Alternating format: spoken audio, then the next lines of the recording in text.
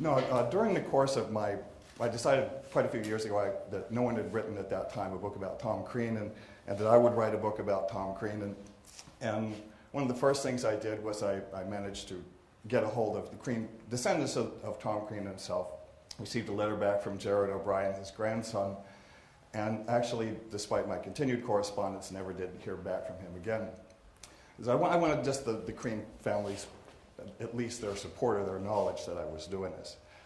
So quite a few years later, my friend Alice, whose name is mentioned in the front of my book, said, "What's it going to take to get you to finish your book?" And I said, "I have to go to England, Ireland, and Scotland." And she said, "Well, let's do it." And that was just like such an inspiration to me, like, "Oh, you mean like we'll just go do it?" So I sent off a letter to Jared O'Brien, the last known address. And the day before I was leaving, my phone rings, and I happen to be in my office, and I hear this voice and it says, "Hello, this is Jared O'Brien. You sent me a letter." So I picked it up, and I'm talking to him over the phone, and he shared, I just have a few things I want to share, but he shared a couple of things with me about Tom Crean himself. But the key thing he shared, he said, "Well, you're in Ireland. Would you like to meet my mom?"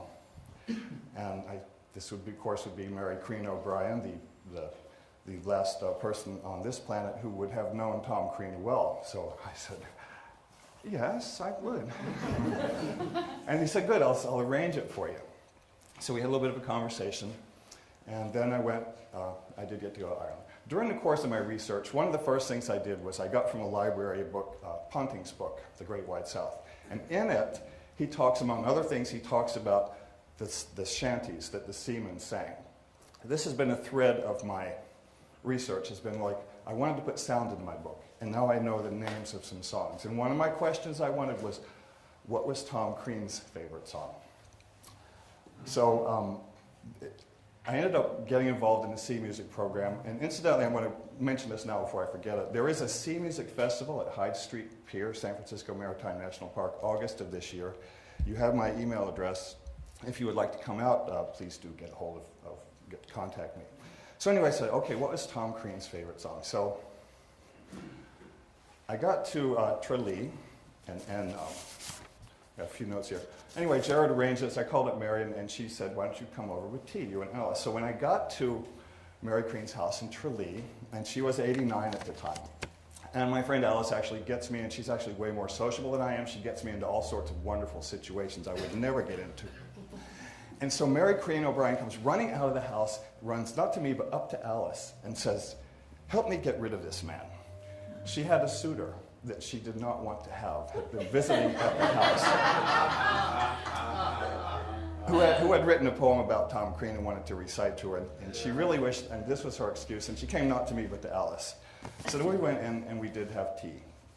And sitting down with her, all of a sudden I felt like, I don't want to sit with this kind lady and ask her a bunch of questions like I'm another researcher, another journalist, and I need information about Tom Crean. So we had a conversation, and I didn't ask her all the questions I would really like to have answers to, but one of them was, well, what was Tom Crean's favorite song?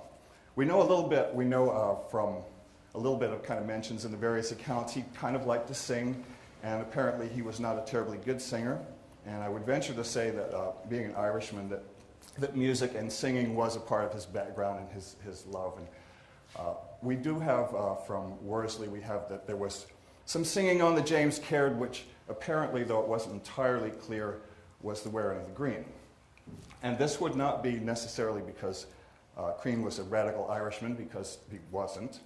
But as it turns out, there was a popular record that was released shortly before the Endurance left and was among their gramophone collection. And so it would be more from having learned this from having heard it from the gramophone. That's the Wearing of the Green. So to Mary Crean O'Brien, well, what was his favorite song? And it's actually The Mountains of Mourne. And because I wanted to have music, a book is a book, it's quiet, we do it in silence. I wanted music to be in the book. And so I'm going to share just the first verse of that. And if you're familiar with the song, I'd like you to join in with me. Oh, Mary, this London's a wonderful sight, with people all going by day and by night. They don't grow potatoes, nor barley, nor wheat, but there's gangs of them digging for gold in the street. At least when I asked them, that's what I was told. So I just tried my hand at this digging for gold. But for all that I found there, I might as well be where the mountains of morn sweep down to the sea. Why, thank you.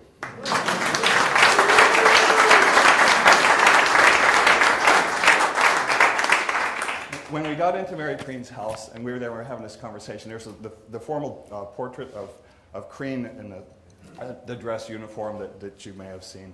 And we're sitting in the living room, and she goes, You put me through all this. Because of all his fame, which continues to grow, people come up to the door of her house, which she calls Terra Nova, and bang on the door and want to talk to Mary Crean. We, fortunately, had an introduction. And so the last two things I want to share with you is, one is we know that Tom Crean was this wonderfully enduring man, and he just kept going one foot in front of the other, and he did not let this, what would scare the daylights out of an ordinary person, stop him at all or cause him to falter. And one of the things that Jared O'Brien shared with me was that Tom Crean, as we know, is a faithful Catholic, and except for perhaps the other Irishmen aboard, the only one in Scott's expeditions. But he wore every day of his life his brown scapular. And I really had not known what that was until, Jared told me about that. So it's not a crucifix, but it's a tangible evidence that he had with him every single day of his life, all the way, to the last supporting party, all the way over the mountains of South Georgia. And I believe that this is, quite instrumental in giving him a firm foundation to know that whatever happens, everything is going to be all right. And the final thing that she shared with me, and these are her words. Because Tom Crean spent a lot of time with Scott in the two expeditions, and also as captain's coxswain in between, in which they actually shared a number of kind of circumstances that would not normally be shared by people of such different classes and ranks. But she said he loved Scott. He loved every hair on his head. Thank you.